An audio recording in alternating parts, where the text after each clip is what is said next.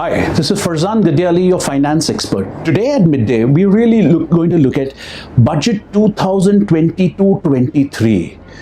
Sabka Saath, Sabka Budget. It's going to be a very challenging budget for the government. Let's understand the backdrop in which this budget has really been presented. In India, we have the third wave of COVID that is really taking the rounds in the country. Numbers are large. But with God's grace, the percentage of hospitalizations and deaths are not really there. Hence, there is no major economic lockdown that is really there across the country. However, there is a lot of uncertainty. Some experts are calling it too early to really say. So there is a possibility of an economic lockdown that could take place and that could impact the economy. The last 24 months, we've really seen the Indian economy go through a lot of challenges. Challenges in terms of lockdowns. Most companies or most small and medium enterprises have found it very difficult to really survive.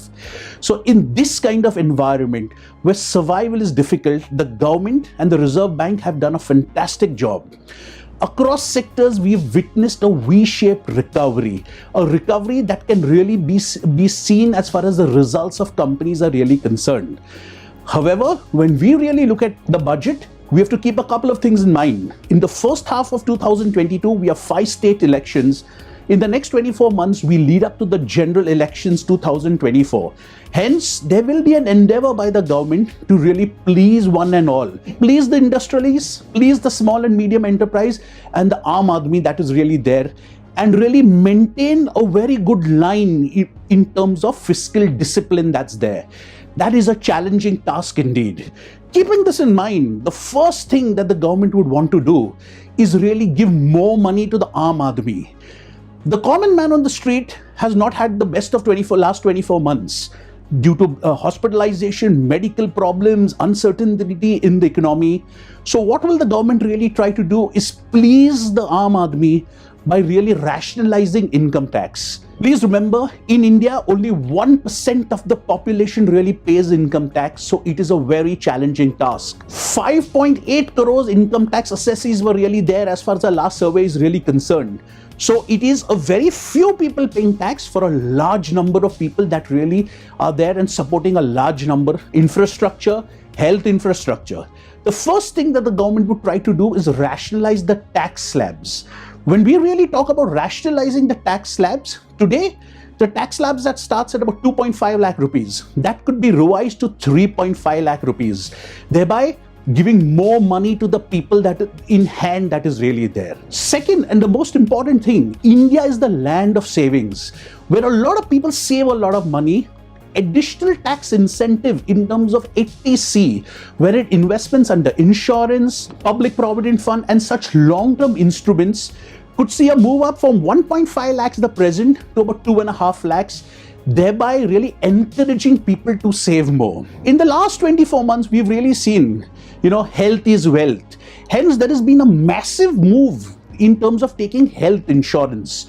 So Section 80D that provides incentives, tax incentive for health, there could well be an additional benefit from the current 25,000 to 50,000 that is really there. So thereby giving more incentive for more people to really take up health insurance that is really there with the kind of uncertainty that we have witnessed in the last couple of months. Most important, India is really the land of gold, where each one of us have fascination for buying gold. And rightly so, the government has been encouraging individuals to really move from physical gold to the electronic form of gold. Hence, sovereign gold bonds that are really there. The lock-in from there could be relaxed to about 3 years from 5 years with applicability of the long-term capital gain tax accordingly. Thereby, the Aam Aadmi would really have more money in hand that is really there. More money in hand would propel the Indian economy. There would be more consumption that would really take place. In order to really supplement this budget, there would be 2 underlying themes of this budget. First is infrastructure. Create world-class infrastructure in India, whether it's roads, ports, airports. Really make India the hub in terms of infrastructure development. And second is job creations. So as far as infrastructure is concerned, there is going to be a lot of additional boost as far as the infrastructure side is concerned. In the last budget, we really saw a record outlay of about 5.5 lakh crores. that would probably go up by about 25% and would end up with 7 lakh crores. 7 lakh crores of infrastructure outlay to create world-class infrastructure. Infrastructure has really been picking up in India in the last few years. We have the record pace of really building 40 kilometers a day in terms of highway infrastructure. Better infrastructure, better connectivity, boost to the economy. Remember, more infrastructure has created more the demand for cement, steel, labor. So it really kickstarts the capital expenditure cycle and creates a lot of employment, increases GDP. It is estimated that probably the yearly requirement for the Indian infrastructure is about 21 lakh crores. So about 7 lakh crores would be from budgetary estimates for this year, 22-23. 6 lakh crores would be probably supplemented by the various state governments. 2 lakh crores by the various public sector enterprises that are really there. 4 lakh crores would be contributed by really the infrastructure development bank that has been created, and 4 lakh crores in terms of investments from private and foreign investments. So thereby, if you put the math together, the target of about 21 lakh crores is well in grasp as far as the budgetary estimates is concerned. So really, it's Make in India, and in order to supplement the Make in India and Atmanirbhar theme, world-class infrastructure is the way forward. Also, along with infrastructure, the real estate sector. Real estate sector is a very significant sector. It employs over 50 million people in India, and it really helps in terms of overall development. We could see in this budget the real estate sector be given infrastructure sector priority. Thereby, once that happens, amount of capital and liquidity that could flow to the real estate structure that could really improve. Today, the biggest problem with real estate is the lack of capital that is there. Once it gets an infrastructure status, as far as the sector is concerned, abundant capital would probably flow into the real estate sector. Along with this, also one of the points that they could be considered is rationalization of GST as far as construction is concerned. Today, when you really buying a house, which is under construction, you end up paying 12% GST, which could be rationalized to 8%. And in case of affordable housing, this could be rationalized from about 8% to 2%. This will really give a big boost on the whole to the real estate sector. Along with the real estate sector, India is really going on the theme of going green. So we've really seen a lot of developments in terms of a green India, clean India in order to comply with the Paris Accord. Keeping this theme in mind, there has been a lot of mention about hydrogen plants, gas that has been there in the previous budget. I think appropriate incentives will be followed as far as hydrogen, gas, solar will be concerned in this budget. Electrical vehicles is something that's really picking up in India. Probably a proper incentive in terms of Section 80 could be added, which would really help individuals save tax and at the same time buy an electric vehicle. That additional bit of incentive that is really there. Also, if you really look at the rationalization of GST for electric vehicles is at 5%. However, everything in the charging infrastructure, the battery, the charging still is probably taxed at 18%. There could be a rationalization as far as that is concerned to 5%. That will give a very big boost in terms of the electric vehicle. A new India, a clean India, and really a green India. In order to really get India in terms of making India superpower, one of the most important things is to really make India a global financial hub. A global financial hub, the Indian equity markets historically have seen a lot of participation in terms of foreign portfolio investors. Investors all around the world have participated in the Indian equity market. However, the Indian bond market is something that is not really picked up. In this budget, we could really see appropriate incentives come to the international gift city in Ahmedabad, which could really help pick up the international bond market and mark India, give India a place in the international bond indices. Thereby, large amounts of money as far as the debt market would flow into India. Please remember, the quantum of money that is really present in the international debt market is far larger than what is there in the equity market. Thereby, really placing India as one of the financial capitals of Southeast Asia and of the world. We could see a lot of incentives there. Along with this, we could also see probably appropriate TDS and appropriate taxation rules as far as cryptocurrencies is concerned.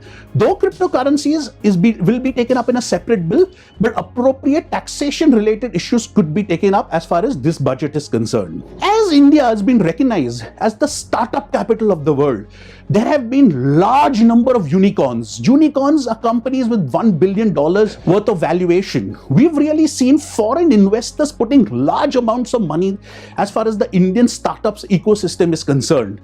The startup ecosystem will get a lot of boost as far as this budget is concerned, thereby really helping India to become the startup capital of the world, like employee stock options, direct listing abroad, ease of doing business, rationalization of taxation. All of this as far as the startup ecosystem would be mentioned in the budget in order to really boost India's image as a startup capital of the world. Along with this, rationalization in terms of corporate taxes, we've already seen a cut in corporate taxes. Rationalization in terms of corporate taxes for LLPs also could really follow as far as this budget is concerned. Most important, healthcare would probably be given a large allocation as far as the budget is concerned. Defense with a Make in India theme in order to really boost manufacturing. The production linked incentive scheme across sectors has really picked up in India and has really resulted in a private capex really picking up. In order to boost this private capex, we will see a lot of announcements as far as the Make in India manufacturing theme is concerned. Along with this, agriculture would really probably take center stage as far as the budget is concerned in terms of probably fertilizer subsidy, appropriate allocations in terms of incentives. The drone industry for agriculture would probably get a lot of incentives. So this could well be a pro-agri budget that is really there. So in all, we would really see a budget for the people. The most important, urban employment is something that people have talked about. Earlier, it was just Narega that was really there. However, a form of urban Narega could well be introduced with the lessons learned from the pandemic. So in all, you will really see a populist budget, a budget that would please the Aam Aadmi, the underprivileged, the small and medium enterprises, and it could probably even help the larger corporates. This will be the foundation for New India. The budget of 2022-23 will really lay the foundation for supernormal growth to follow for many years. We've had very bad 2 years in terms of pandemic that we've lost. We will try and make up a lot of the lost growth for India probably through this budget. That's all we have for Finance Ka Funda this time. Do not panic in the capital markets. Please remember, the Indian growth story has just begun. There is a lot to the Indian growth story that is really there. A lot of wealth would be created. There would be a lot of volatility in the market. There could be euphoria on the budget day and probably a crash after a couple of days of the budget. But if you are there for a long time, stay invested in good quality companies. Do not panic. A lot of wealth will be created. Till we see you next time, enjoy the union budget, enjoy the perks of the union budget, be careful in the volatility, do not panic, and we will see you soon. Thank you so much. Subscribe to Midday India. Get direct notifications on all our videos by clicking on the bell icon.